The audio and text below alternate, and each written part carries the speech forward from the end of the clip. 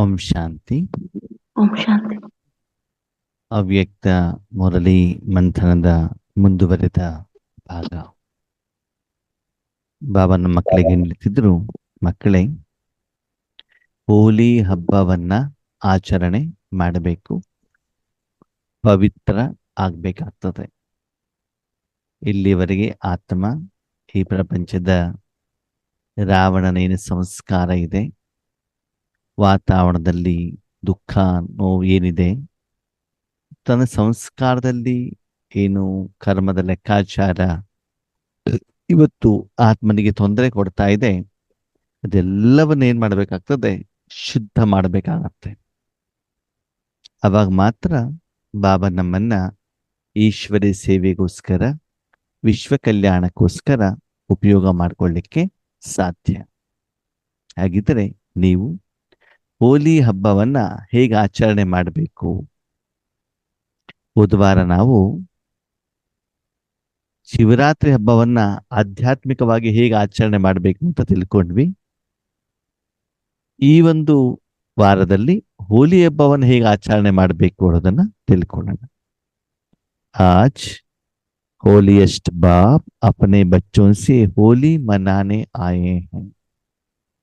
ಇವತ್ತು ಸಂಪೂರ್ಣವಾಗಿ ಪವಿತ್ರವಾಗಿರುವಂತಹ ತಂದೆ ತನ್ನ ಮಕ್ಕಳ ಜೊತೆಗೆ ಹೋಲಿ ಹಬ್ಬವನ್ನ ಆಚರಣೆ ಮಾಡಲಿಕ್ಕೆ ಬಂದಿದ್ದಾರೆ. ಬಾಬಾ ಏನದಂತೆ, ಹೋಲಿಯಸ್ಟ್. ನಾವೆಲ್ಲ ಏನು ಹೋಲಿ, ಬಾಬಾ ಏನು ಸಂಪೂರ್ಣವಾಗಿ ಪವಿತ್ರ. ಯಾವುದೇ ಸಮಯದಲ್ಲಿ 5,000 ವರ್ಷದಲ್ಲಿ ಎಂದೂ ಕೂಡ ಮಲಿನ ಆಗದೇ ಇರುವಂತ ಒಂದು ಶಕ್ತಿ ಆತ್ಮ ಪರಮಾತ್ಮ ಈ ಪ್ರಪಂಚಕ್ಕೆ ಬರ್ತಾರೆ. ಮಕ್ಕಳ ಕಷ್ಟವನ್ನ ನೋಡ್ತಾರೆ, ಮಕ್ಕಳಿಗೆ ಪ್ರೀತಿ ಮಾಡ್ತಾರೆ, ಮಕ್ಕಳಿಗೆ ಆಸ್ತಿಯನ್ನ ಕೊಡ್ತಾರೆ, ಅವರ ಸಮಸ್ಯೆಗಳಿಗೆ ಪರಿಹಾರವನ್ನ ಮಾಡ್ತಾರೆ. ಆದರೆ ಆ ಮಕ್ಕಳ ಆ ಕರ್ಮದ ಫಲ ಇದೆಯಲ್ಲ, ಅದನ್ನ ಅವರು ಅನುಭವಿಸೋದು ಇಲ್ಲ, ಸ್ವೀಕಾರನ ಕೂಡ ಮಾಡೋದಿಲ್ಲ. ಅದಕ್ಕಾಗಿ ಆ ಪವಿತ್ರ ತಂದೆ ಮಕ್ಕಳ ಜೊತೆಗೆ ಏನ್ ಮಾಡ್ತಿದಾರಂತೆ, ಹೋಲಿ ಹಬ್ಬವನ್ನ ಆಚರಣೆ ಮಾಡ್ಲಿಕ್ಕೆ ಬಂದಿದ್ದಾರಂತೆ. ಒಬ್ಬ ಇಷ್ಟು ಸುಂದರವಾದ ಮಾತನ್ನ ಹೇಳ್ತಾರೆ, ಮಕ್ಕಳೇ, ನಿಮ್ಮ ಶರೀರದ ಮೇಲೆ ಸ್ವಚ್ಛ ನೀರನ್ನ ಹಾಕಿದ್ರೆ ಹೇಗಿರ್ತದೆ? ಹೇಗಿರ್ತದೆ? ಫ್ರೆಶ್ ಆಗುತ್ತೆ. ಕ್ಲೀನ್ ಆಗ. ಕಾರಣ ಸ್ವಚ್ಛವಾಗಿರುತ್ತೆ. ಅದರ ಮೊದಲು ಶರೀರ ಮಲಿನವಾಗಿರುತ್ತೆ, ಹೌದಾ? ಅವಾಗ ಸ್ವಚ್ಛ ನೀರನ್ನು ಹಾಕಿದಾಗ ಆ ನೀರಿನ ಗುಣಲಕ್ಷಣಗಳಿಂದ ಆ ಶರೀರದ ಮೇಲಿರುವಂತ ಮಲಿನತೆ ಏನಾಗ್ತದೆ, ಶುದ್ಧವಾಗ್ತದೆ. ಆವಾಗ ಆತ್ಮನಿಗೆ ಆ ಹಗುರತೆಯ ಅನುಭವ ಹೇಳುವಂಥದ್ದು ಆಗತ್ತೆ ಅಲ್ವಾ? ಅದೇ ನೀರಿಗೆ ಬೇರೆ ಬೇರೆ ಬಣ್ಣ ಸೇರಿಸೋದು, ಸರಿನಾ? ಬಣ್ಣವನ್ನ ಸೇರಿಸ್ಬಿಟ್ಟು ಅದನ್ನ ತಲೆ ಮೇಲೆ ಹಾಕೊಳ್ಳೋದು, ಶರೀರದ ಮೇಲೆ ಹಾಕೊಳ್ಳೋದು. ಅವಾಗ ಏನಾಗ್ತದೆ, ಬಣ್ಣ ಆಗುತ್ತೆ, ಕಲರ್ ಕಲರ್. ಅವಾಗ ಇನ್ನು ತುಂಬಾ ಚೆನ್ನಾಗಿ ಕಾಣ್ತಿಲ್ವಾ ನೀವು ಸುಂದರವಾಗಿ? ಇಲ್ಲ ಇಲ್ಲ ತಾನೆ? ಹಾಗೆ ಇಲ್ಲಿ ರಾವಣ, ಶರೀರಧಾರಿಗಳು, ಸಂಬಂಧಿಗಳು, ಮಕ್ಕಳು, ಮೊಮ್ಮಕ್ಕಳು, ಪತಿ, ಅಪ್ಪ, ಅಮ್ಮ, ಅಜ್ಜ, ಅಜ್ಜಿ, ವಸ್ತುಗಳು ಎಲ್ಲವನ್ನ ಕಲರ್ ಅನ್ನ ನಮ್ಮ ಮನಸ್ಸಿನಲ್ಲಿ ನಾವು ಇಟ್ಕೊಂಡಾಗ, ನಮ್ಮ ಜೀವನದಲ್ಲಿ ಇಟ್ಕೊಂಡಾಗ, ನಮ್ಮ ಸಂಸಾರದಲ್ಲಿ ಇಟ್ಕೊಂಡಾಗ ನಾವೇನಾಗ್ತೀವಿ? ಮಲಿನ, ಸ್ವಚ್ಛ ಆಗ್ತೀವ ಮಲಿನ ಅಲ್ವಾ? ಈಗ ಮಲಿನ ಆಗಿರುವಂತ ಮಕ್ಕಳನ್ನ ಪೂರ್ತಿ ವಿಶ್ವವನ್ನ ಬಾಬಾ ಏನ್ ಮಾಡ್ಲಿಕ್ಕೆ ಬಂದಿದ್ದಾರಂತೆ, ಸ್ವಚ್ಛ ಮಾಡಕ್. ಅಂದ್ರೆ ಬಾಬಾ ಹೇಳ್ತಾರೆ, ಒಂದು ತಾಯಿ ತನ್ನ ಮಗುವನ್ನ ಸ್ವಚ್ಛ ಮಾಡುವಂಥದ್ದು ಒಂದು ಪ್ರೋಸೆಸ್ ಅಲ್ವಾ? ಅದೇ ವಿಶ್ವವನ್ನೇ ಪರಿವರ್ತನೆ ಮಾಡ್ಬೇಕು, ಶುದ್ಧ ಮಾಡ್ಬೇಕಂದ್ರೆ ಏನ್ ಮಾಡ್ಬೇಕಾಗ್ತದೆ? ಏನ್ ಮಾಡ್ಬೇಕು? ಮಗುವನ್ನು ಸ್ವಚ್ಛ ಹೆಂಗ್ ಮಾಡ್ತಾರೆ ತಾಯಿ? ನೀರು, ಮುಖ್ಯವಾಗಿ ನೀರು ಅಲ್ವಾ? ಪ್ರಪಂಚವನ್ನೇ ಸ್ವಚ್ಛ ಮಾಡ್ಬೇಕಂದ್ರೆ ಏನ್ ಮಾಡ್ಬೇಕಾಯ್ತು? ಸರ್ವಶಕ್ತಿವಂತನಿಂದ ಮಾತ್ರ ಸಾಧ್ಯ. ಸ್ಥೂಲವಾಗಿ ಹೇಳಿ, ಸ್ಥೂಲವಾಗಿ ಪ್ರಪಂಚವನ್ನು ಶುದ್ಧ ಮಾಡ್ಬೇಕಂದ್ರೆ ಹೆಂಗ್ ಮಾಡ್ಬೇಕು? ಎಲ್ಲರೂ ಶುದ್ಧ ಆಗ್ಬೇಕು. ನೋಡಿ, ಒಬ್ಬ ಮಗುವನ್ನು ಸ್ವಚ್ಛ ಮಾಡ್ಲಿಕ್ಕೆ ನೀರು ಕಾರಣ ಅಂತಂದ್ಮೇಲೆ ವಿಶ್ವ ಶುದ್ಧ ಆಗ್ಲಿಕ್ಕೂ ನೀರ್ ಬೇಕಲ್ವಾ? ಹೌದು. ಆ ನೀರು ಅದು ಹರಿಬೇಕಲ್ವಾ? ಜ್ಞಾನದ ಗಂಗೆಯಿಂದಲೇ ಆ ಜ್ಞಾನ ಗಂಗೆಯಿಂದಲೇ ಶುದ್ಧ ಆಗಕ್ಕೆ ಸಾಧ್ಯ. ಸ್ಥೂಲ ಹೇಳಿ. ಜೋರಾಗಿ ಮಳೆ ಬರ್ಬೇಕು. ಅದಕ್ಕೆ ಕುಂಭದ್ರೋಣ ಮಳೆ ಅಂತ ಹೇಳ್ತಾರೆ. ಧಾರಾಕಾರವಾದ ಮಳೆಯಲ್ಲಿ ಎಲ್ಲ ಕೊಚ್ಕೊಂಡು ಏನಾಗ್ಬೇಕು? ಹೊರ್ಟೋಗ್ಬಿಡ್ಬೇಕು. ಹೋಗ್ಬಿಟ್ಟು ಸಮುದ್ರ ಸೇರ್ಬೇಕಂತ. ನನ್ನ ಏನೂ ಇರಬಾರ್ದಲ್ಲಿ. ಹೇಳ್ತಲ್ಲ, ಮುಂಬೈನೂ ಕೂಡ ಮುಂದೆ ಏನಾಗ್ಬಿಡ್ತದೆ? ಕೊಚ್ಕೊಂಡು ಹೋಗ್ಬಿಡ್ತದೆ. ವಾಣಿಜ್ಯ ನಗರಿ ಮುಂಬೈ ಇರೋದಿಲ್ಲ ಮಕ್ಕಳೇ ಸತ್ಯುಗದಲ್ಲಿ ಅಂತ ಹೇಳ್ತಾರೆ. ಯಾಕಂದ್ರೆ ಸಮುದ್ರವನ್ನು ಡ್ರೈ ಮಾಡಿಬಿಟ್ಟು ಅಲ್ಲಿ ಬಿಲ್ಡಿಂಗ್ ಕಟ್ಟಿದ್ದಾರೆ. ನಮ್ಮ ಮೆಜೆಸ್ಟಿಕ್ ಹೋಗ್ಬಿಡ್ತದಂತೆ. ಮೆಜೆಸ್ಟಿಕ್ ಮೊದಲು ಕೆರೆ ಆಗಿತ್ತು ಅಂತ ಅಲ್ವಾ? ಅದನ್ನು ಕೂಡ ಏನಾಗ್ಬಿಡ್ತದೆ? ಮುಳುಗೋಗ್ಬಿಡ್ತದೆ. ಹಾಗೆ ಇಲ್ಲಿ ಬಾಬಾ ಹೇಳ್ತಾರೆ, ಮಕ್ಕಳ ಮೂಲಕ ಪೂರ್ತಿ ವಿಶ್ವಕ್ಕೆ ಭಗವಂತನ ಶಕ್ತಿ ಪ್ರವಾಹದ ರೂಪದಲ್ಲಿ ಏನಾಗಬೇಕು? ಪಾಸ್ ಆದಾಗ ವಿಶ್ವದಲ್ಲಿರುವಂತಹ ತಮೋ ಪ್ರಧಾನತೆ ಏನಾಗಬೇಕು? ಹೋಗಬೇಕು. ಆದರೆ ನಮ್ಮ ಮನಬುದ್ಧಿಯ ಮೂಲಕ, ಆತ್ಮದ ಮೂಲಕ, ಶರೀರದ ಮೂಲಕ ಹೋಗ್ತಾ ಇದೆ ಅಂತಂದ್ಮೇಲೆ ಮೊದಲು ನಮ್ಗೆ ಅದು ಸ್ವಚ್ಛದ ಅನುಭವ ಆಗ್ಬೇಕಲ್ಲ. ನನಗೆ ವೈಯಕ್ತಿಕವಾಗಿ ಆಗ್ಬೇಕಲ್ವಾ ಅನುಭವ. ಆಪ್ ಸಭಿ ಬಿ ಹೋಲಿ ಮನಾನೆ ಆಯೇ ಹೇ. ಬಾಬಾ ಎದುರುಗಡೆ ಇರೋ ಮಕ್ಳಿಗೆ ಕೇಳ್ತಿದ್ದಾರೆ, ಮಕ್ಕಳೇ ತಂದೆ ಜೊತೆಗೆ ಹೋಲಿ ಹಬ್ಬ ಆಚರಣೆ ಮಾಡ್ಲಿಕ್ಕೆ ಬಂದಿದ್ದೀರಾ ಅಂತ ಏನ್ ಮಾಡ್ತಿದ್ದಾರೆ? ಕೇಳ್ತಾ ಇದ್ದಾರೆ. चारों ओर के दूर बैठे हुए बच्चे भी दूर बैठे भी ಹೋಲಿ ಮನಾನೆ बैठे हैं. ಶಾರೀರಿಕವಾಗಿ ದೂರವಾಗಿ ಕುಂತಿರಬಹುದು, ಬೇರೆ ಬೇರೆ ಸೇವಾ ಕೇಂದ್ರಗಳಲ್ಲಿ ಕುಂತಿರಬಹುದು, ಟಿವಿ ಮಾಧ್ಯಮದ ಮೂಲಕ ಭಗವಂತನ ಸಮ್ಮುಖದಲ್ಲಿ ಕುತ್ಕೊಂಡಿರಬಹುದು. ಅದು ಎಲ್ಲ ಮಕ್ಕಳು ಕೂಡ ಯಾಕೆ ಬಂದಿದ್ದಾರಂತೆ? ಬಾಬನ್ ಜೊತೆಗೆ ಮಿಲನ ಮಾಡಕ್ಕೆ. ಹೋಲಿ ಹೋಲಿ ಹಬ್ಬವನ್ನ ಆಚರಣೆ ಮಾಡ್ಲಿಕ್ಕೆ ಬಂದಿದ್ದಾರೆ ಅಲ್ವಾ? आप सभी कौन से रंग से होली मनाने आए हैं? ಯಾವ ಬಣ್ಣ ಬೇಕು ನಿಮ್ಗೆ? ಹಸಿರು ಬೇಕೋ, ಕೆಂಪು ಬೇಕೋ, ನೀಲಿ ಬೇಕೋ, ಕಪ್ಪು ಬೇಕೋ, ಬಿಳಿ ಬೇಕೋ, ಯಾವ್ದು ಬೇಕೋ? ಪರಮಾತ್ಮನ ಸಂಘದ ರಂಗು. ಆ ಪರಮಾತ್ಮನ ಸಂಘ, ಭಗವಂತ ನನ್ನ ಜೊತೆಲಿ ಇರಬೇಕು. ಎಲ್ಲಿ? ಸದಾ ನಮ್ ಜೊತೆ. ಫೋಟೋದಲ್ಲ, ಬ್ಯಾಡ್ಜ್ ಅಲ್ಲ, ಸ್ಟಿಕರ್ ಅಲ್ಲ, ಟ್ರಾನ್ಸ್ಲೇಟರ್ ಅಲ್ಲ. ಎಲ್ಲಿ? ಮನಸ್ಸಿನಲ್ಲಿ. ಮನದಲ್ಲಿ ಅಲ್ವಾ? ಸದಾ ಬಾಬನ ಜೊತೆಯಲ್ಲಿ ನಾವೇನ್ ಮಾಡ್ಬೇಕು? ಇದ್ದಾಗ ಆ ರಂಗಿನ ಪ್ರಭಾವ ಆತ್ಮದ ಮೇಲೆ, ಜೀವನದ ಮೇಲೆ ಆಗತ್ತೆ ಅಲ್ವಾ? ಅದಕ್ಕಾಗಿ ನಿಮ್ಗೆ ಎಲ್ಲದಕ್ಕಿಂತ ಶ್ರೇಷ್ಠವಾದಂತ ರಂಗ ಯಾವುದಂತೆ? ಪರಮಾತ್ಮನ ಸಂಘದ ರಂಗು. जानते हैं सबसे श्रेष्ठ रंग है परमात्मा संग का रंग ಅಂತ ಹೇಳ್ತಾರೆ. ಹೇಳ್ತಾರೆ ಸಂಘದ ಪರಮಾತ್ಮನ ಸಂಘದಲ್ಲಿ.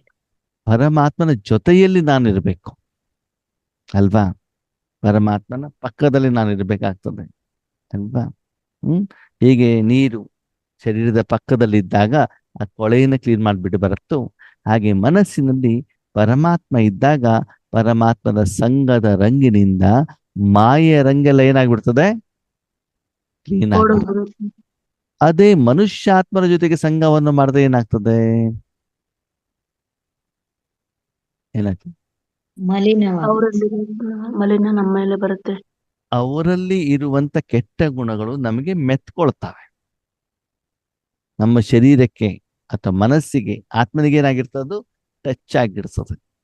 ಅದು ನಮ್ಗೆ ಏನ್ ಮಾಡುತ್ತೆ? ತೊಂದರೆ ಕೊಡುತ್ತೆ ಅಲ್ವಾ? ಅದಕ್ಕಾಗಿ ಮಕ್ಕಳೇ, ಇವತ್ತು ನೀವು ವಿಶೇಷವಾಗಿ ಪರಮಾತ್ಮನ ಜೊತೆಯಲ್ಲಿ ಇದ್ದು ಅವನ ಸಂಗಿನ ರಂಗವನ್ನ ಅನುಭವ ಮಾಡಲಿಕ್ಕೆ ಬಂದಿದ್ದೀರಿ. ಯಹ ಸಂಘ ಯಹ ರಂಗ ಸದಾ ಶ್ರೇಷ್ಠತೆ ಶ್ರೇಷ್ಠ ಬನಾನೆ ವಾಲಾ ಹೈ. ಈ ಪರಮಾತ್ಮನ ಸಂಘ ವಿಶೇಷವಾಗಿ ಸಂಗಮ ಯುಗದಲ್ಲಿ ನಿಮ್ಮನೇನ್ ಮಾಡ್ತದಂತೆ? ಶ್ರೇಷ್ಠರಲ್ಲೂ ಕೂಡ ಅತಿ ಶ್ರೇಷ್ಠ. ಹಂಗಂದ್ರೆ ಏನು? ಶ್ರೇಷ್ಠಾತಿ ಶ್ರೇಷ್ಠ. ಶ್ರೇಷ್ಠಾತಿ ಶ್ರೇಷ್ಠ ಅಂತಂದ್ರೆ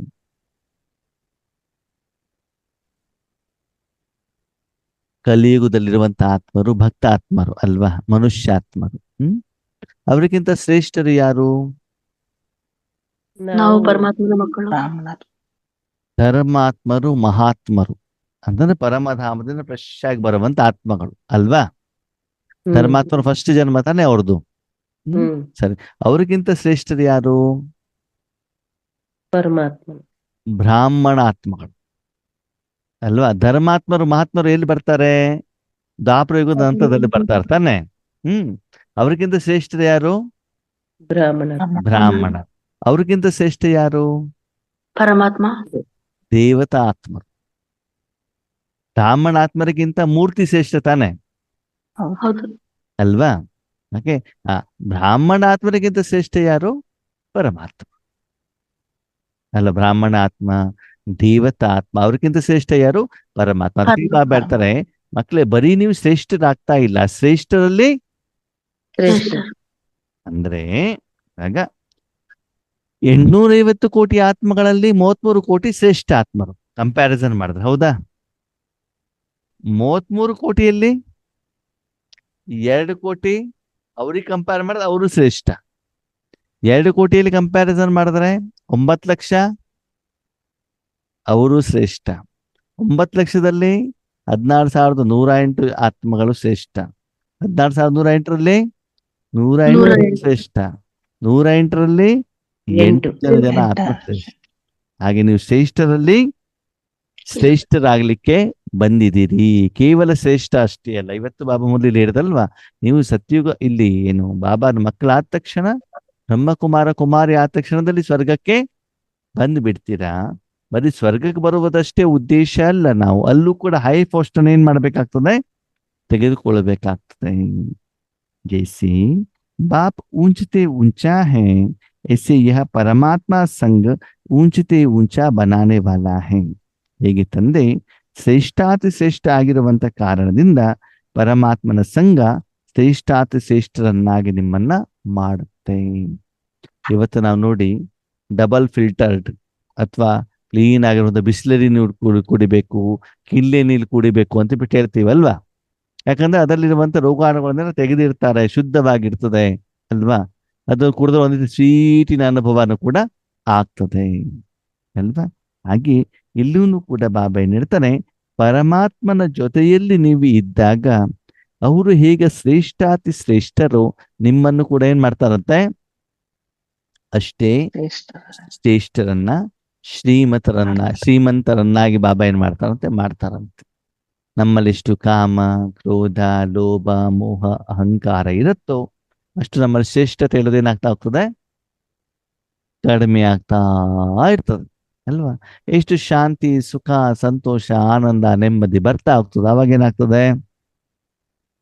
ಜಾಸ್ತಿ ಶ್ರೇಷ್ಠತೆ, ಸ್ವಚ್ಛತೆ ಬರ್ತಾ ಹೋಗ್ತದೆ. ಲೌಕಿಕದಲ್ಲೂ ಕೂಡ ನೋಡಿ, ಪಾಪ ತುಂಬಾ ಬಡವರು ಇರ್ತಾರೆ, ಹಳೆ ಬಟ್ಟೆ ಹಾಕೊಳ್ಬೇಕು, ಧೂಳಾಗಿರೋ ಬಟ್ಟೆಗಳನ್ನ ಹಾಕೊಳ್ಬೇಕು, ಗಲೀಜು ಇರ್ತದೆ ಅಲ್ವಾ. ಶ್ರೀಮಂತರಾಗ್ತಾ ಹೋದಾಗ ಏನಾಗ್ತದೆ? ಸ್ವಚ್ಛವಾದಂತ ಬಟ್ಟೆ, ವಾಷಿಂಗ್ ಮಷೀನ್ ಅಲ್ಲಿ ತೊಳೆದಿರೋ ಬಟ್ಟೆ, ಇಸ್ತ್ರಿ ಹಾಕೊಂಡಿರುವಂತ ಬಟ್ಟೆ ಅಲ್ವಾ. ಮನೇನು ಕೂಡ ಏನಾಗಿರ್ತದೆ? ಕ್ಲೀನ್ ಆಗಿರ್ತದೆ, ಧೂಳೆಲ್ಲ ಏನು ಇರುವುದಿಲ್ಲ. ಎಲ್ಲ ಕಿಟಕಿ ಬಾಗಿಲೆಲ್ಲವನ್ನ ಏನ್ ಮಾಡಿಬಿಡ್ತಾರೆ? ಕ್ಲೋಸ್ ಮಾಡಿಟ್ಬಿಟ್ಟಿರ್ತಾರೆ ಅಲ್ವಾ. ಹಾಗೆ ಇಲ್ಲಿ ಪರಮಾತ್ಮನ ಸಂಘದಲ್ಲಿ ಇದ್ದಾಗ ಅದರ ಪ್ರಭಾವ ನಮ್ಮ ಮೇಲೆ ಬೀಳುತ್ತದೆ. ಆದ್ರೆ ನಾವು ಹೆಚ್ಚಿನ ಸಂಘ ಯಾರ ಜೊತೆಗೆ ಇರ್ತೀವಿ ಇವಾಗ? ಪರಮಾತ್ಮನ ಜೊತೆ. ಮೊಬೈಲ್ ಸಂಘ ಜಾಸ್ತಿ ಆಗ್ಬಿಟ್ಟಿದೆ ಅಂತ ಅಲ್ವಾ. ಮೊಬೈಲ್ ಸಂಘ ಇದ್ರೂ ಉತ್ತಮ, ಏನ್ ತೊಂದ್ರೆ ಇಲ್ಲ. ಆದರೆ ಅದನ್ನ ಈಶ್ವರೀಯ ಕಾರ್ಯಕ್ಕೆ, ಈಶ್ವರ್ಯ ಸೇವೆಗೆ ಉಪಯೋಗ ಮಾಡ್ಕೊಂಡ್ರೆ ಅದು ಸರ್ವಶ್ರೇಷ್ಠ ಅಲ್ವಾ. ಯಾವುದೇ ವಸ್ತುವಿನ ಸಮಸ್ಯೆ ಅಲ್ಲ ಆತ್ಮೀಯರೇ, ಆ ವಸ್ತುವನ್ನು ನಾವು ಹೇಗೆ ಉಪಯೋಗ ಮಾಡ್ಕೊಳ್ತೀವಿ ಅದರ ಆಧಾರದ ಮೇಲೆ ಏನಾಗುತ್ತೆ, ನಮ್ಮ ಕರ್ಮ ಹೇಳುವಂಥದ್ದು ಇರ್ತದೆ. ಹರೇಕ್ ಬಚ್ಚೆ ಕಿ ಮಸ್ತಕ್ ಮೇ ಚಮಕ್ತಾ ಹುವಾ ಭಾಗ್ಯ ಕಾ ಸಿತಾರಾ ದೇಖ್ ರಹೇ ಹೈ. ಬಾಬಾರವ್ರು ಏನ್ ನೋಡ್ತಿದಾರಂತೆ, ಮಸ್ತಕದಲ್ಲಿ ಭಾಗ್ಯದ ನಕ್ಷತ್ರ. ಭಾಗ್ಯದ ನಕ್ಷತ್ರ ಅಂತಂದ್ರೆ ಎಷ್ಟು ಆಸ್ತಿ ಇದೆ, ಎಷ್ಟು ಬಂಗಾರ ಇದೆ, ಬಟ್ಟೆ ಇದೆ, ಬಿಲ್ಡಿಂಗ್ ಇದೆ, ಬ್ಯಾಂಕ್ ಬ್ಯಾಲೆನ್ಸ್ ಇದೆ ಅಂತನಾ? ಇಲ್ಲ, ಮತ್ತೆ ಅದೃಷ್ಟ. ಪರಮಾತ್ಮನಿಂದ ಎಷ್ಟು ಭಾಗ್ಯವನ್ನ ಪಡ್ಕೊಂಡಿದ್ದೀವಿ ಅಂತ. ಅದೃಷ್ಟ ಅಂತ ಹೇಳಲಿಕ್ಕೆ ಆಗೋದಿಲ್ಲ. ಯಾಕಂತಂದ್ರೆ ಭಾಗ್ಯ ಅಂತಂದ್ರೆ ಏನು ಅಂತ, ನೀವು ಸಂಪಾದನೆಯನ್ನ ಮಾಡಿ ಉಳಿಸಿರುವಂತ ಹಣ ಅಲ್ವಾ. ನಾಟಕದಲ್ಲಿ ಹಿಂಗೆ ಅಂತಂದ್ರೆ ಫ್ರೀಯಾಗಿ ಏನೂ ಕೂಡ ಏನಾಗೋದಿಲ್ಲ, ಸಿಗೋದಿಲ್ಲ ಅಲ್ವಾ. ಇಲ್ಲಿ ಭಾಗ್ಯ ಅಂತದ್ದೇನು ಅಂತಂದ್ರೆ ಈಶ್ವರ್ಯ ಕಾರ್ಯವನ್ನು ಮಾಡಿ, ಈಶ್ವರ್ಯ ಸೇವೆಯನ್ನು ಮಾಡಿದ ಮೇಲೆ ನೀವು ಎಷ್ಟು ಸಾಲ ತೀರಿಸ್ಕೊಂಡಿದ್ದೀರಿ, ಜೊತೆಗೆ ಭವಿಷ್ಯಕ್ಕೋಸ್ಕರ ಎಷ್ಟು ಉಳಿತಾಯ ಮಾಡ್ಕೊಂಡಿದ್ದೀರಿ, ವರ್ತಮಾನ ಸಮಯದ ಜೀವನದ ಮಟ್ಟ ಆತ್ಮಿಕವಾಗಿ ಎಷ್ಟು ಇಂಪ್ರೂವ್ಮೆಂಟ್ಸ್ ಆಗಿದೆ. ಇದನ್ ಬಾಬಾ ಏನ್ ಮಾಡ್ತಿದ್ದಾರೆ, ಚೆಕ್ ಮಾಡ್ತಿದ್ದಾರೆ. ಫೇರ್ ಅಂಡ್ ಲವ್ಲಿ ಹಚ್ಕೊಂಡ್ಬಿಟ್ಟು ಹಣೆ ಹೊಳಿಬೇಕು, ಶಾಂತಿ ಸುಖ ಇಟ್ಕೊಂಡ್ಬಿಟ್ಟು ಆತ್ಮ ಹೊಳಿಬೇಕು ಶಾಂತಿ ಸುಖ. ಅಲ್ವಾ? ಅದಕ್ಕೆ ಬಾಬಾ ಹೇಳ್ತಾರೆ, ಆ ಭಾಗ್ಯ ಇದ್ದರೆ ತಾನೇ ಅದು ಹೊಳೆಯುತ್ತೆ. ಹೌದು. ನೀವು ಸಂಪಾದನೆ ಕಡಿಮೆ, ಸಾಲ ಜಾಸ್ತಿ ಆಗ್ಬಿಟ್ರೆ ಏನಾಗ್ತದೆ? ಹೊಳೆಯುತ್ತಾ? ಇಲ್ಲ. ಹೊಳೆಯೋದಿಲ್ಲ. ಮನೇಲಿ ಬಲ್ಬ್ ಇದೆ, ಅದ್ರ ಮೇಲೆ ಧೂಳು ಕೂತ್ಕೊಂಡಿದೆ, ಅದು ಹೆಂಗ್ ಹೊಳಿತದೆ? ಹೊಳಿಲಿಕ್ಕೆ ಸಾಧ್ಯ ಇಲ್ವಲ್ಲ. ಈ ಶರೀರವನ್ನು ಕ್ಲೀನೇ ಮಾಡೋದಿಲ್ಲ ಅಂತ ಅದು ಹೆಂಗ್ ಹೊಳಿಯುತ್ತೆ? ಅದಕ್ಕಾಗಿ ಇವತ್ತು ನೀವು ಎಷ್ಟು ಭಾಗ್ಯವನ್ನ ನಿಮ್ದನ್ನಾಗಿ ಮಾಡ್ಕೊಂಡಿದ್ದೀರಿ, ಎಷ್ಟು ಜಮಾ ಇದೆ ಅಂತ ಬಾಬಾ ಏನ್ ಮಾಡ್ತಿದಾರಂತೆ, ಚೆಕ್ ಮಾಡ್ತಾರೆ. ಆದ್ಮೇಲೆ ಕರೆಕ್ಟ್ ಆಗಿ ಯೋಚನೆ ಮಾಡಿ, ನಮ್ಮಲ್ಲಿ ಭಾಗ್ಯ ಅಷ್ಟು ಸ್ಟಾಕ್ ಇದೆಯಾ? ಇಲ್ಲ. ಇಲ್ವಾ? ಇಲ್ಲ. ಇದೆಯೋ ಇಲ್ವೋ? ಇಲ್ಲನವ್ರೆ. ಇಲ್ಲ ಅಲ್ವಾ? ವಾಸ್ತವಿಕ ಹೌದು. ಸತ್ಯ ಇದು. ಯಾಕಂದ್ರೆ ಆ ಇಲ್ಲ. ಭಾಗ್ಯ ನಮ್ಮ ಹತ್ರ ಇದ್ದಿದ್ರೆ ಸಂಬಂಧದಲ್ಲಿ, ಪರಿವಾರದಲ್ಲಿ, ನಮ್ಮ ಮನಬುದ್ಧಿಯಿಂದ, ಶರೀರದಿಂದ ನಮಗೆ ಸಮಸ್ಯೆಗಳು ಬರಬಾರ್ದಿತ್ತಲ್ವಾ? ಅದೆಲ್ಲ ಬರ್ತಾ ಇದೆ ಅಂತಂದ್ರೆ ಏನರ್ಥ? ಏನರ್ಥ? ಇನ್ನು ಭಾಗ್ಯ ಎಷ್ಟು ಮಾಡ್ಕೊಂಡಿಲ್ಲ. ಬೇಕು ಅಷ್ಟು ನನ್ನ ಇನ್ನು ಸಾಲದ EMI ಪೇಮೆಂಟ್ ಮಾಡ್ತಾ ಆಗಿಲ್ಲ. ಆದ್ಮೇಲೆ ಅಂತಿಮ ಸಮಯದವರೆಗೂ ಕೂಡ ಬ್ರಹ್ಮ ಬಾಬಾ ಅವ್ರ ಜೀವನದಲ್ಲೂ ಕೂಡ ಸಮಸ್ಯೆಗಳು, ಪರಿಸ್ಥಿತಿಗಳು, ತೊಂದರೆಗಳು ಬಂದಿಲ್ವೋ? ಬಂತು. ಬಾಬಾರವ್ರಿಗೂ ಕೂಡ ಬಂದಿದೆ, ನಮಗೂ ಬಂದೇ ಬರತ್ತಪ್ಪ. ಹೌದು, ಬರ್ತದೆ. ಈಗ ನಿಮ್ಮ ಹತ್ರ ಹಣ ಇದ್ರೆ ಪ್ರತಿದಿನ ಜೀವನ ಮಾಡುವವರೆಗೂ ಶರೀರ ಇದೆ ಅಂದ್ಮೇಲೆ ಖರ್ಚು ಮಾಡ್ತಾ ಇರ್ಬೇಕು ತಾನೆ. ಖರ್ಚು ಮಾಡ್ಬೇಕೋ ಬೇಡೋ? ಊಟ ಬೇಕು ಅಂತ ದುಡ್ಡು ಬೇಕು, ಕರೆಂಟ್ ಬೇಕು ಅಂತ ದುಡ್ಡು ಬೇಕು, ಹಾಲು ಬೇಕು ಅಂತ ದುಡ್ಡು ಬೇಕು, ಆರೋಗ್ಯ ಸರಿ ಮಾಡ್ಬೇಕು ಅಂತ ಹಣ ಬೇಕಲ್ವಾ? ಪ್ರತಿಯೊಂದಕ್ಕೂ ಕೂಡ ಏನ್ ಬೇಕಾಗ್ತದೆ? ಹಣ ಬೇಕಾಗ್ತದೆ. ಖರ್ಚು ಹೇಳುದು ಎಂದೂ ಕೂಡ ಏನಾಗೋದಿಲ್ಲ, ನಿಲ್ಲೋದಿಲ್ಲ. ಆದರೆ ಖರ್ಚು ಬಂದಾಗ ನಿಮ್ಮ ಹತ್ರ ಉಳಿತಾಯದ ಹಣ ಇದ್ರೆ ಯಾರ ಎದುರುಗಡೆ ಹೋಗ್ಬಿಟ್ಟು ಬೇಡಬೇಕಾದಂತ ಅನಿವಾರ್ಯತೆ ಇಲ್ಲ. ಇರೋದಿಲ್ಲ. ನಿಮ್ಮ ಸಂಪಾದನೆಯಿಂದ ಹಣವನ್ನ ಕೊಟ್ಬಿಟ್ಟು ಏನ್ ಮಾಡ್ಬೋದು? ಆ ಸಮಸ್ಯೆಗಳಿಗೆ ಪರಿಹಾರವನ್ನ ಕಂಡುಕೊಳ್ಬಹುದು. ಹಾಗೆ ಆತ್ಮೀಯರೇ, ಆತ್ಮ ಶರೀರ ಬಿಡುವವರೆಗೂ ಕೂಡ, ಅಂತಿಮ ಸಮಯದವರೆಗೂ ಕೂಡ ಟೆಸ್ಟಿಂಗ್ ಪೇಪರ್ಗಳು, ಪರಿಸ್ಥಿತಿಗಳು, ವಿಘ್ನಗಳು ಬಂದೇ ಬರ್ತವೆ. ಆದರೆ ಅದು ಬಂದಾಗ ಕೊಡಲಿಕ್ಕೆ ನಿಮ್ಮ ಹತ್ರ ಆತ್ಮಿಕ ಧನ ಇದೆಯಾ ಅಂತ ಏನ್ ಮಾಡ್ಬೇಕು? ಸ್ಥೂಲವಾದ ಧನ ಇರಬಹುದು, ಇಲ್ಲ ಅಂತಲ್ಲ. ಆದ್ರೆ ಕೆಲವೊಂದು ವಿಷಯಗಳು ಆತ್ಮಿಕವಾಗಿ ಅದು ಕ್ಲಿಯರ್ ಆಗ್ತವೆ ಹೊರತು ಸ್ಥೂಲದಿಂದ ಕ್ಲಿಯರ್ ಆಗ್ಲಿಕ್ಕೆ ಸಾಧ್ಯ ಇಲ್ಲ ಅಲ್ವಾ? ಅಷ್ಟ ಮತ್ತೆ ಇದೆಯಾ? ಪ್ರತಿದಿನ ನಮ್ಮ ಸಂಬಂಧ ಸಂಪರ್ಕದಲ್ಲಿರುವಂತ ಆತ್ಮಗಳಿಗಷ್ಟು ನಾವು ಕೊಡ್ತಾ ಇದ್ದೀವಾ ಅಲ್ವಾ? ನಿಮ್ಗೊಂದು ಪ್ರಶ್ನೆ ಆತ್ಮೀಯರೇ, ಮೊದ್ಲು ನೀವು ನೆಂಟ್ರಿಷ್ಟ್ರ ಮನೆಗೆ ಹೋಗ್ತಾ ಇದ್ರಿ ಅಲ್ವಾ? ಯಾಕೆ ಹೋಗ್ತಾ ಇದ್ರಿ? ನನ್ನವರು, ನಮ್ಮವರು. ಹಬ್ಬಗಳಿಗೆ, ಬರ್ತ್ಡೇಗೆ, ಮದುವೆಗೆ, ಎಂಗೇಜ್ಮೆಂಟ್ಗೆ, ಯಾವುದೋ ಒಂದು ಕಾರ್ಯಕ್ರಮಗಳಿಗೆ ನೀವೇನ್ ಮಾಡಿ, ಶ್ರಾದ್ದಕ್ಕೆ, ಯಾವುದೋ ಒಂದಕ್ಕೆ ಇರ್ಬೋದು, ಅವ್ರು ಇನ್ವೈಟ್ ಮಾಡಿದ್ರೆ ನೀವು ಅವ್ರ ಮನೆಗೆ ಏನ್ ಮಾಡ್ತಿದ್ರಿ? ಹೋಗ್ತಾ ಇದ್ರಿ. ಹೆಂಗ್ ಹೋಗ್ತಾ ಇದ್ರಿ? ಏನ್ ತಗೊಂಡ್ ಹೋಗ್ತಾ ಇದ್ರಿ?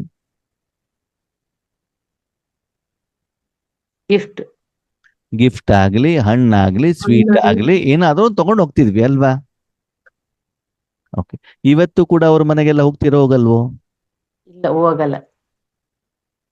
ಹೋಗಲ್ಲ ಅಂದ್ರೆ ಹೋಗುವಂತ ಪರ್ಸೆಂಟೇಜ್ ಕಡಿಮೆ ಆಗಿರ್ಬಹುದು. ಅಪರೂಪಕ್ಕಾದ್ರೂ ಕೂಡ ಹತ್ತಿರದವರ ಮದುವೆಗೆ, ಹಬ್ಬಕ್ಕೆ, ಹರಿದಿನ ಕಡೆ ಹೋಗ್ಲೇಬೇಕಲ್ವಾ?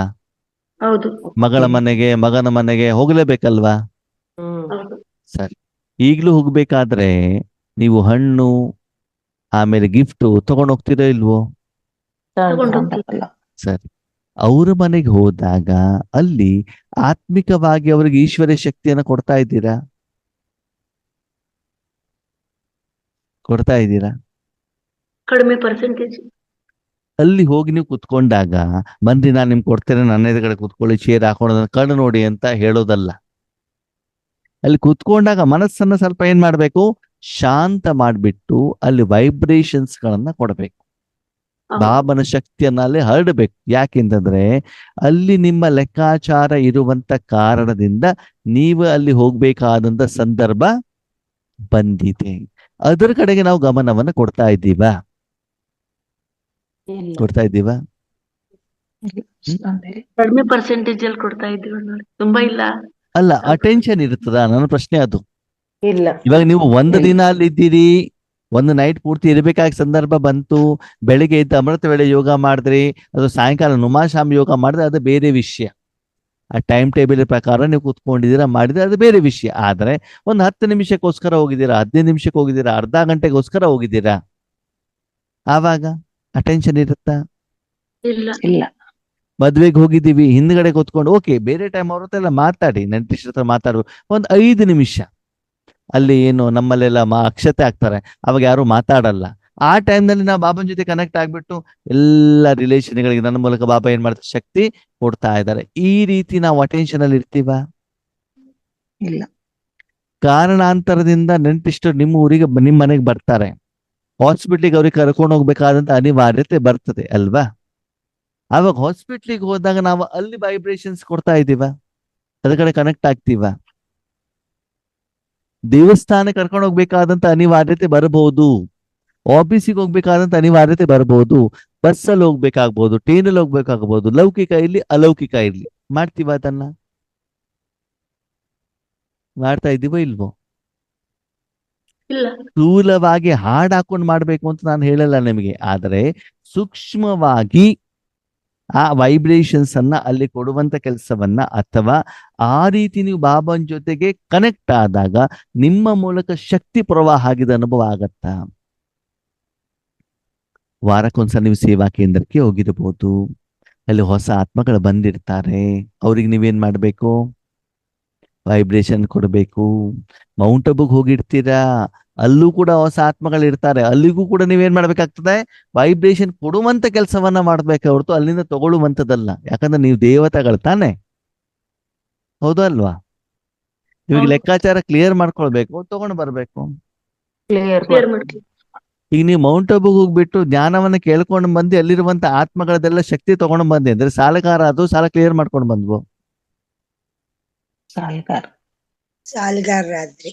ನೀವು ನೆಂಟ್ರ ಮನೆಗೆ ಹೋಗ್ತೀರಾ, ಊಟ ತಿಂಡಿ ಮಾಡ್ತೀರಾ, ಗಿಫ್ಟ್ ತಗೊಂಡು ಬರ್ತೀರಾ, ಹೋಗ್ಬೇಕಾದ್ರೆ ಏನೂ ತಗೊಂಡೋಗಿಲ್ಲ, ಸಾಲ ಆಯ್ತು, ಸಾಲ ಕ್ಲಿಯರ್ ಆಯ್ತು. ಸಾಲ ನಾವ್ ಎಷ್ಟು ತಗೊಳ್ತೀವಿ ಅದಕ್ಕಿಂತ ಹೆಚ್ಚಿಗೆ ನಾವೇನ್ ಮಾಡ್ಬೇಕಾಗತ್ತೆ? ಅವ್ರಿಗೆ ಪೇಮೆಂಟ್ ಮಾಡ್ಬೇಕಾಗತ್ತಲ್ವಾ? ಹೌದು. ಹಾಗೆ ಎಲ್ಲೇ ಇದ್ರೂ ಕೂಡ ಸೂಕ್ಷ್ಮವಾಗಿ ಆ ಒಂದು ಅಟೆನ್ಷನ್ ನಮ್ದು ಇರುತ್ತಾ? ಸದಾಕಾಲ ನನ್ನ ಈಶ್ವರ್ಯ ಶಕ್ತಿಯನ್ನ ಕೊಡಬೇಕು, ವಾತಾವರಣ ವಾಯುಮಂಡಲವನ್ನ ಶುದ್ಧ ಮಾಡಬೇಕು, ಅವ್ರಿಗೆ ಈಶ್ವರ್ಯ ಶಕ್ತಿಯ ಅನುಭವ ಮಾಡಿಸ್ಬೇಕು ಹೇಳುವಂತ ಅಟೆನ್ಷನ್, ಸ್ಮೃತಿ, ಅನುಭವ, ಕರ್ಮದ ಫಲ, ಹಗುರತೆ ಆಗತ್ತಾ? ಇಲ್ಲ ಅಲ್ವಾ? ಅದ ಕಡೆ ನಾವು ಅಟೆನ್ಷನ್ ಕೊಡೋದಿಲ್ಲ. ಅಲ್ಲ, ಇನ್ಮೇಲೆ ಏನ್ ಮಾಡ್ಬೇಕಾಗ್ತದೆ? ಕೊಡಬೇಕಾಗ್ತದೆ. ವಿಶೇಷವಾಗಿ ಗೊತ್ತಿರ್ಲಿ ಆದ್ಮೇಲೆ, ಈಶ್ವರಿ ಪರಿವಾರದವ್ರ ಮನೆಗೆ ಹೋದಾಗ ಏನ್ ಮಾಡ್ಬೇಕು? ಯೋಗ ಮಾಡ್ಬೇಕು. ಎಲ್ಲರ ಪರಿವಾರದವ್ರು, ನಾನು ಹೋದಾಗ ಎಲ್ಲೇ ಹೋದಾಗ್ಲೂ ಕೂಡ ಪರಿವಾರದವ್ರ ಮನೆ ಹೋದ ಓಕೆ 5 ನಿಮಿಷ ಯೋಗ ಮಾಡೋಣ ಅಂತ ಹೇಳ್ತೇನೆ. ಕೆಲವೊಂದ್ಸಲ ಏನಾಗ್ತದೆ, ನಿಮಿತ್ತ ಟೀಚರ್ಸ್ಗಳ ಮೂಲಕ ಹೋಗ್ಬೇಕಾಗ್ತದೆ. ಆವಾಗ ಅವ್ರು ಮಾಡ್ದಿಲ್ಲ, ನಾನೇನ್ ಮಾಡ್ತೇನೆ, ಸುಮ್ಮನೆ 1-2 ನಿಮಿಷ ಅಲ್ಲಿ ಕೂತ್ಕೊಂಡ್ಬಿಟ್ಟು ಏನ್ ಮಾಡ್ತಿರ್ತಾನೆ? ಯೋಗ ಮಾಡ್ತೀನಿ. ಅಂದ್ರೆ ಇಲ್ಲೂ ಬಾಬಾ ನಿಮ್ಮನ್ನ ಕಳಿಸಿದ್ದಾರೆ ಅಂತಂದ್ರೆ ಅಲ್ಲಿ ವಾತಾವರಣ ಶುದ್ಧವನ್ನ ಮಾಡ್ಲಿಕ್ಕೆ ಏನ್ ಮಾಡಿರ್ತಾರೆ? ಕಳ್ಸಿರ್ತಾರೆ. ಅಂದ್ರೆ ಸದಾ ಕಾಲ ನಮಗೆ ಈಶ್ವರಿಯ ಸೇವೆಯ ಏನಿರ್ಬೇಕು? ಅಟೆನ್ಷನ್ ಇರ್ಬೇಕು.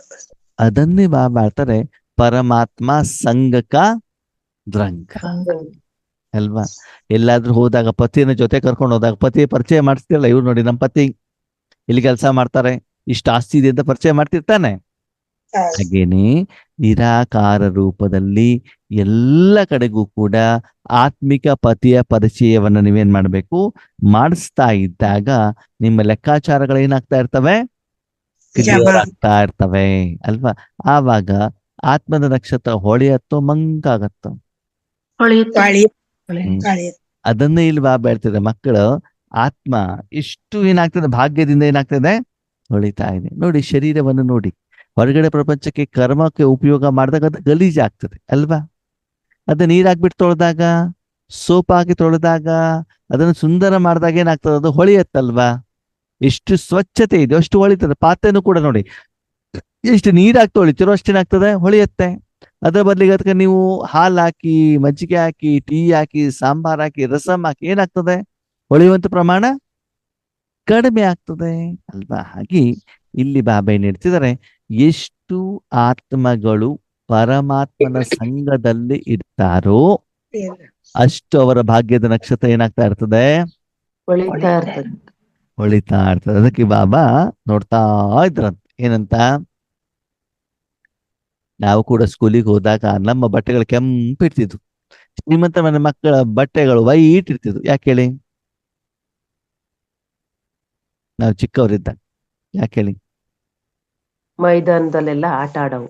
ಆ ಆಟ ಆಡೋದು ಅದೇ ಬಟ್ಟೆಯಲ್ಲಿ, ಮಲ್ಕೊಳ್ಳೋದು ಅದೇ ಬಟ್ಟೆಯಲ್ಲಿ, ಮನೆ ಕೆಲಸ ಮಾಡೋದು ಅದೇ ಬಟ್ಟೆಯಲ್ಲಿ. ಓಕೆನಾ? ಮನೆ ಏನು ನಿಮ್ಮ ಸೆಗಣಿ ಸಾರಿಸಿರುವಂತ ಮನೆ, ಸರಿನಾ? ಆಮೇಲೆ ಮನೆಯಲ್ಲಿ ಕಟ್ಟಿಗೆ ಒಲೆ, ಅವಾಗ ಅದರ ಧೂಳು ಕೂಡ ಬಂದ್ಬಿಟ್ಟು ಏನಾಗಿರ್ತದೆ, ಕಪ್ಪು ಕಲೆನೂ ಬಂದ್ಬಿಟ್ಟು ಯಾವ್ದ ಮೇಲೆ ಇರ್ತದೆ, ಬಟ್ಟೆ ಬಟ್ಟೆ ಮೇಲೆ. ಬಟ್ಟೆ ಮೇಲೆ ಬೀಳಿರ್ತದೆ. ಅವಾಗ ಏನಾಗುತ್ತೆ, ಸ್ಕೂಲಿಗೆ ಹೋದಾಗ ಅದೇನಾಗ್ತದೆ, ಕೆಂಪಾಗಿರ್ತದೆ ಅಲ್ವಾ? ಹೌದು. ಶ್ರೀಮಂತರ ಮನೇಲಿ ಏನ್ ಮಾಡ್ತಾರೆ, ಮನೆಗೆ ಹೋದ ತಕ್ಷಣ ಬಟ್ಟೆ ಚೇಂಜ್ ಮಾಡ್ಬಿಡ್ತಾರ. ಆಟ ಆಡೋ ಬಟ್ಟೆ ಬೇರೆ, ಮಲ್ಕೊಳ್ಳೋ ಬಟ್ಟೆ ಬೇರೆ ಎಲ್ಲ ಇರ್ತದೆ. ಅವಾಗ ಅವ್ರ ಬಟ್ಟೆಗಳು ಹೆಂಗಿರ್ತವೆ, ಕ್ಲೀನ್ ಆಗಿರ್ತವೆ ಅಲ್ವಾ? ನಮ್ಮಲ್ಲಿ ಏನು ಅಂತಾರೆ, ಬಟ್ಟೆ ವಾಶ್ ಮಾಡೋದು ಕಸ್ತೂರಿ ಸೊಪ್ಪೆ, ಶರೀರ ಸ್ನಾನ ಮಾಡೋದು ಕಸ್ತೂರಿ ಸೊಪ್ಪೆ, ಹಸುಗ್ ಸ್ನಾನ ಮಾಡಿಸೋದು ಕಸ್ತೂರಿ ಸೊಪ್ಪೆ, ಪಾತ್ರೆ ತೊಳೆಯೋದು ಕಸ್ತೂರಿ ಸೊಪ್ಪೆ. ಅವ್ರದ್ದು ಹಂಗಲ್ಲ. ಬಟ್ಟೆ ವಾಶ್ ಮಾಡ್ಲಿಕ್ಕೆ washing machine, Surf Excel powder, ಇಸ್ತ್ರಿ ಹಾಕೊಂಡು ಬರ್ತಾರೆ. ಅದಕ್ಕೆ ಎಷ್ಟು ಟ್ರೀಟ್ಮೆಂಟ್ ಕೊಡ್ತಾರೋ ಅಷ್ಟು ಆ ಬಟ್ಟೆ ಏನಾಗ್ತದೆ, ಹೊಳಪು. ಹೊಳಿಯತ್ತಲ್ವಾ, ಸ್ವಚ್ಛತೆಯ ಆಧಾರದಲ್ಲಿ. ಹಾಗೆ ಇಲ್ಲಿ ಬಾಬಾ ಏನ್ ಹೇಳ್ತಾರೆ, ಮಕ್ಕಳ ಭಾಗ್ಯ ಇಷ್ಟು ಏನಾಗ್ತಾ ಇದೆ, ಹೊಳಿತಾ ಇದೆ. ನೆಕ್ಸ್ಟ್ ಬಾಬಾನ ಪ್ರಶ್ನೆ ಸರಿಯಾಗಿ ಕೇಳಿ. ನಿಮ್ಮಲ್ಲಿ ಲೌಕಿಕ ರೂಪದಲ್ಲಿ ಶರೀರಧಾರಿಗಳು, ಸಂಬಂಧಿಗಳು, ವಸ್ತುಗಳು ತುಂಬಾ ಜಾಸ್ತಿ ಆಗ್ತಾ ಇದಾವೆ. ಏನಾಗ್ತಾ ಇದಾವೆ? ಜಾಸ್ತಿ ಆಗ್ತದೆ. ಜಾಸ್ತಿ ಆತ. ಮನೆ, ಫರ್ನಿಚರ್ಸ್ಗಳು, ಸಾಧನಗಳು, ಮನೇಲಿ ಮಕ್ಕಳು, ನಾಯಿ, ಕುರಿ, ಕೋಳಿ ಇದೆಲ್ಲ ಜಾಸ್ತಿ ಆಗ್ತಾ ಇದಾವೆ. ಅದೆಲ್ಲ ನಂದು ನಂದು ಅಂತ ಮನೇಲಿ ಇಟ್ಕೊಂಡಿದ್ದೀರಿ, ಮನಸ್ಸಿನಲ್ಲಿ ಇಟ್ಕೊಂಡಿದ್ದೀರಾ, ಸರಿನಾ? ಆವಾಗ ನಿಮ್ಮ ಭಾಗ್ಯದ ನಕ್ಷತ್ರ ಚೆನ್ನಾಗಿ ಹೊಳೆಯತ್ತೋ ಹೊಳೆಯಲ್ವೋ? ಹೊಳೆಯಲ್ಲ. ಹೊಳೆಯಲ್ಲ. ಹೌದಾ? ಅದ್ಯಾಕೋ? ಎಲ್ಲ ನಂದು ನಂದು ಅಂತ ಇಟ್ಕೊಂಡ್ಬಿಟ್ಟಿದ್ದೀರಲ್ಲ ಅದಕ್ಕೆ. ಅದಕ್ಕೆ ನಿಮ್ಮ ಮನೆಯಲ್ಲಿ ಬಟ್ಟೆ ನಿಮ್ಮ ಬಟ್ಟೆ ಎಷ್ಟು ಜಾಸ್ತಿ ಇದೆಯೋ ಅದು ಹೊಳಪು ಕಡಿಮೆ, ಎಷ್ಟು ಬಂಗಾರ ಜಾಸ್ತಿ ಇದೆಯೋ ಅಷ್ಟು ಹೊಳಪು ಕಡಿಮೆ. ಹಂಗಿದ್ರೆ ಅಣ್ಣವ್ರು ಇವಾಗ ಇರೋದನ್ನ ಏನ್ ಮಾಡೋದು, ದಾನ ಮಾಡ್ಬಿಡದ? ಏನ್ ಮಾಡೋಣ? ನಿಮಿತ್ತವಾಗಿ ಸಾಕ್ಷಿಯಾಗಿಟ್ಕೊಳ್ಬೇಕು. ಇದ್ರೂನು ಕೂಡ ಅದರ ಮಾಲೀಕ ನಾನು ಅಲ್ಲ. ಹೌದು. ಮತ್ತೆ ಹೊಸಾದನ್ನ ತಗೊಳ್ಳೋದ ಕಡೆಗೆ ಏನ್ ಮಾಡಬಾರ್ದು, ಯೋಚನೆ ಮಾಡಬಾರ್ದು. ಮಾಡಬಾರ್ದು. ಎಷ್ಟು ಶ್ರೀಮಂತಿಗೆ ಸಾಧನಗಳನ್ನ ತಗೊಳ್ತಾ ಹೋಗ್ತಿರೋ ಅಷ್ಟೇನಾಗ್ತದೆ, ಮೇಂಟೆನೆನ್ಸ್ ಜಾಸ್ತಿ ಮಾಡ್ಬೇಕಾಗಿ. ಸೋಫಾ ತಗೊಂಡ್ಮೇಲೆ ಸೋಫಾ ಮೇಲೆ ಒಂದು ಬಟ್ಟೆ ಅಲ್ವಾ? ಇಷ್ಟು ಸುಂದರವಾದ ಮಾತು ನೋಡಿ. ಒಂದು 25,000 ರೂಪಾಯಿ ಕೊಟ್ಬಿಟ್ಟು ನೀವು ಒಂದು ಸೋಫಾ ತಂದ್ರಿ. ಏನ್ ತಂದ್ರಿ? ಸೋಫಾ. ಸೋಫಾ ತುಂಬಾ ಚೆನ್ನಾಗಿದೆ. ಓಕೆನಾ? ಯಾವ್ದೋ ಒಂದು ಸಣ್ಣ ಮಗು ಬಂದ್ಬಿಟ್ಟು ಏನ್ ಮಾಡ್ತು, ಮಣ್ಣಲ್ಲಿ ಕಾಲಿಟ್ಬಿಟ್ಟು ಬಂದ್ಬಿಟ್ಟು ಸೋಫಾ ಮೇಲೆ ಡ್ಯಾನ್ಸ್ ಮಾಡ್ಬಿಡ್ತು. ಅವಾಗ ಏನಾಗ್ತದೆ? ಎಲ್ಲ ಗಲೀಜಾಗತ್ತೆ. ಆ ಗಲೀಜ್ ತೆಗಿಲಿಕ್ಕೆ ಆಗತ್ತಾ? ಆಗಲ್ಲ. ಯಾಕೆ? ಸೋಫಾದಲ್ಲಿ ಆ ರೆಕ್ಸಿನ್ ಏನಾಗ್ಬಿಟ್ಟಿದೆ, ಅದು ಫಿಕ್ಸ್ ಮೆತ್ಕೊಂಡ್ಬಿಟ್ಟಿದೆ. ಆಗ್ಬಿಟ್ಟಿದೆ, ತೊಳಿಲಿಕ್ಕೆ ಆಗೋದಿಲ್ಲ. ಸರಿ, ಹೌದು. ಅದೇ ಒಂದು ಪ್ಲಾಸ್ಟಿಕ್ ಚೇರ್ ಮೇಲೆ ಮಗು ಬಂದ್ಬಿಟ್ಟು ಏನ್ ಮಾಡ್ತು, ಡ್ಯಾನ್ಸ್ ಮಾಡ್ತು. ಅವಾಗ ಏನ್ ಮಾಡ್ಬೋದು? ತೊಳಿಬೋದು. ತೊಳಿಬೋದು. ನೀರ್ ಹಾಕ್ಬಿಟ್ಟು ತೊಳೆದು ಬಿಡ್ಬೋದು, ವಿಷಯ ಮುಗಿದೋಯ್ತಲ್ವಾ? ಹೌದು. ಅದೇನೆ ಅದ್ರ ಮೇಲೆ ಮಾರ್ಕ್ ಹಾಕಿದ್ದೀರ, ಬಂದವ್ರು ಏನ್ರಿ ಇದು ಮಾರ್ಕ್ ಆಗಿದೆ ಅಂತ ಎಲ್ಲರೂ ಬಂದು ಕೇಳೋದು ಅಲ್ವಾ? ಆ ಮಗುವಿನ ಬಗ್ಗೆ ಹೇಳೋದು. ಅವಾಗ ಏನಾಗತ್ತೆ, 25,000 ರೂಪಾಯಿ ತಂದಿರೋದಕ್ಕೆ ಅದ್ಮೇಲೆ ಮಾರ್ಕ್ ಆಗಿದ್ದಕ್ಕೆ ಅದು ತುಂಬಾ ಸಮಯದವರೆಗೆ ವರ್ಷಾನುಗಟ್ಲೆ ಮೇಲೆ ಅದ ಮೇಲೆ ಏನಾಗ್ತದೆ, ಮಾರ್ಕ್ ಇರ್ತದೆ. ಅದ್ ನೋಡಿದಾಗ್ಲೆಲ್ಲ ನಿಮ್ಗೆ ಏನಾಗುತ್ತೆ, ದುಃಖ ಆಗತ್ತೋ ಆಗಲ್ವೋ? ಆಗುತ್ತೆ. ಹಾಗೆ ಇವಾಗ 50,000 ರೂಪಾಯಿ ಮೊಬೈಲ್ ಕಳೆದೋದ್ರೆ ಎಷ್ಟು ಬೇಜಾರಾಗ್ತದೆ. ಅದೇ 5,000 ರೂಪಾಯಿ ಮೊಬೈಲ್ ಕಳೆದೋದ್ರೆ ಬೇಜಾರಾಗೋದಿಲ್ಲ ಅಷ್ಟೇ ಅಲ್ವಾ? ದುಃಖ. ದುಃಖ ಆಗ್ತದ ಅಷ್ಟೇನೆ. 5,000 ರೂಪಾಯಿ ತಾನೇ ಹೋಗಿದ್ದು, 50,000 ರೂಪಾಯಿ, ಅಯ್ಯೋ 50,000 ರೂಪಾಯಿ ಕೊಟ್ಟಿದ್ದೀರಿ ಹೋಯ್ತಲ್ಲ ಅಂತ ಬಿಟ್ಟು ಏನ್ ಮಾಡ್ತಾರೆ, ಯೋಚನೆಯನ್ನ ಮಾಡ್ತಾನೆ. ಹಾಗೆ ಮಾಡ್ತದೆ. ವರ್ತಮಾನ ಸಮಯದಲ್ಲಿ ಪ್ರಪಂಚದಲ್ಲಿರುವಂತ ವಸ್ತು, ವ್ಯಕ್ತಿ, ವಿಷಯಗಳನ್ನು ಎಷ್ಟು ನಿಮ್ಮ ಮನೆಯಲ್ಲಿ ಸೇರಿಸ್ತಿರೋ ಅಷ್ಟು ನೀವು ಸಮಸ್ಯೆಯನ್ನ ಆವಾಹನ ಮಾಡಿದಿರಿ, ಅಷ್ಟು ಆತ್ಮ ಏನಾಗ್ತದೆ, ದುಃಖ. ಪ್ರಕಾಶತೆ ಹೇಳೋದು ಆತ್ಮದ ಕಡಿಮೆ ಆಗ್ತಾ ಹೋಗ್ತದೆ ಅಲ್ವಾ. यह भाग्य का सितारा सारे कल्प में आप भाग्यशाली बच्चों के सिवाय और कोई प्राप्त नहीं कर सकता. ಈ ಭಾಗ್ಯದ ನಕ್ಷತ್ರವನ್ನ ಪೂರ್ತಿ ಕಲ್ಪದಲ್ಲಿ ನೀವು ಭಾಗ್ಯಶಾಲಿ ಮಕ್ಕಳ ಬಿಟ್ರೆ ಬೇರೆ ಯಾರು ಪ್ರಾಪ್ತಿ ಮಾಡ್ಕೊಳ್ಳಿಕ್ ಸಾಧ್ಯ ಇಲ್ಲವಂತೆ. ಯಾಕೆ?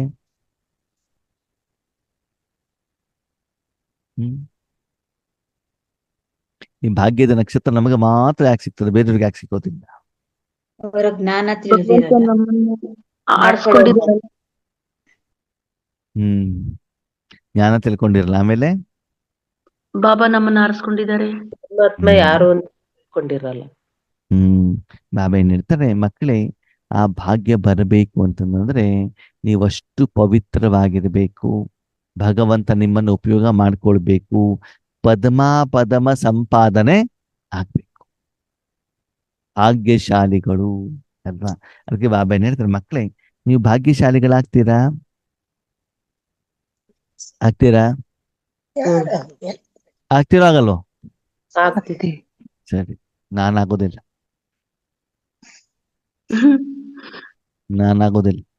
ನಾನ್ ಬಾಬನಿಗೆ ಹೇಳ್ತೀನಿ, ನಿನ್ ಭಾಗ್ಯ ನನಗೆ ಬೇಡ ಅಂತ ಹೇಳ್ತೀನಿ. ಏನ್ ಹೇಳ್ತೇನೆ?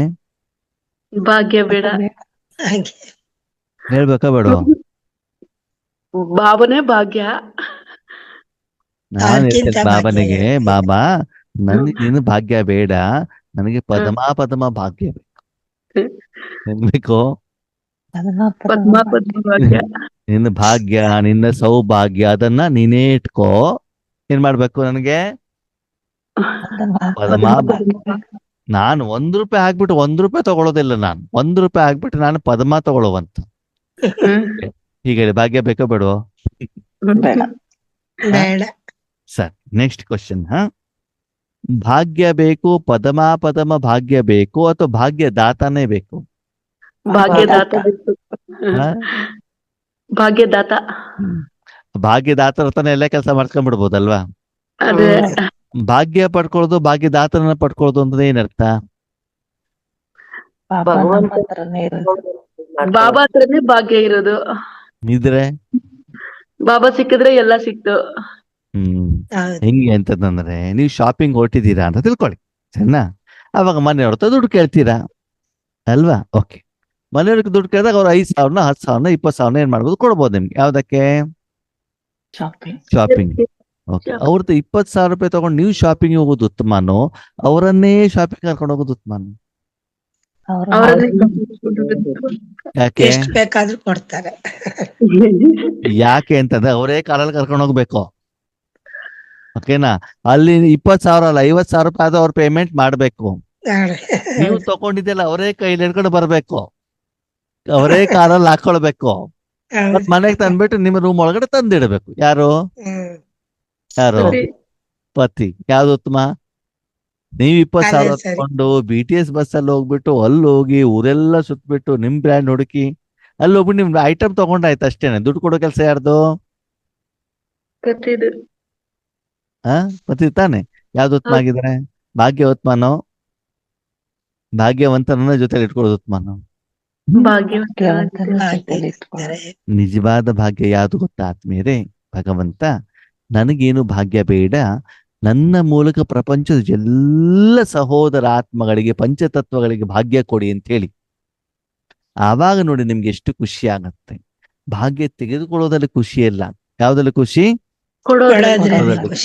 ಯಾಕಂತಂದ್ರೆ ಅವರು ಪರಿತಪಿಸ್ತಾ ಇರ್ತಾರಲ್ಲ, ಅವರಿಗೆ ಕೊಟ್ಟಾಗ ಅವ್ರು ಎಷ್ಟು ಖುಷಿ ಪಡ್ತಾರೆ ಗೊತ್ತಾ? ಯಾಕಂದ್ರೆ ನಾವು ಸಮುದ್ರದಲ್ಲಿ ಓದಿವಿ, ನಮ್ಗೆ ಬೇಕಾದಷ್ಟು ಸಿಗ್ತದೆ. ಬೇರೆಯವರಿಗೆ, ಅವರಿಗೆ ಅವಶ್ಯಕತೆ ಇದ್ದವ್ರಿಗೆ ಕೊಟ್ಟಾಗ ಅವ್ರಿಗೆ ಏನಾಗ್ತಾರೆ? ತುಂಬಾ ಖುಷಿ ಅಲ್ವಾ? ನಿಮ್ಮ ಹತ್ರ ನೀರಿನ ಬಾಟ್ಲಿ ಇದೆ, ನೀವು ನೀರು ಕುಡಿತಾ ಇದ್ದೀರಾ, ಅದ್ರ ಪಕ್ಕದವನಿಗೆ ವಿಪರೀತ ತಲೆನೋವು ಬಂದಿದೆ, ಅವನಿಗೆ ಒಂದು ಮಾತ್ರೆ ತಗೊಳ್ಬೇಕು, ಅವ್ನಿಗೆ ನೀರು ಬೇಕು. ಅದೇ ನೀರನ್ನ ಅವನಿಗೆ ಕೊಟ್ಟು ನೋಡಿ, ಅವನು ತಲೆನೋವು ಕಡಿಮೆ ಆದಾಗ ಎಷ್ಟು ಥ್ಯಾಂಕ್ಸ್ ಅಂತ ಹೇಳ್ತಾನೆ ಗೊತ್ತಾ? ಅಲ್ವಾ?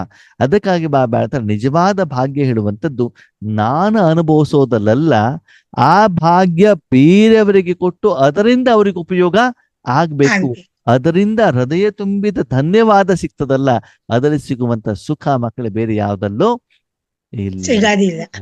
ಯಾಕಂದ್ರೆ ನಮ್ಗೆ ಭಾಗ್ಯ ಅನುಭವ ಮಾಡ್ಲಿಕ್ಕೆ ಆತ್ಮೀಯರೇ ನಮ್ಗೆ ಸತ್ಯುಗ ತ್ರೇತಾಯುಗ ಇದೆ. ಅಲ್ಲಿ ನೀವು ದಾನ ಮಾಡ್ತೀವಿ ಅಂತ ತೆಗೆದುಕೊಳ್ಳಿಕ್ಕೆ ಯಾರು ಇರೋದಿಲ್ಲ. ಇಲ್ಲ. ಅವಶ್ಯಕತೆ ಇಲ್ಲ.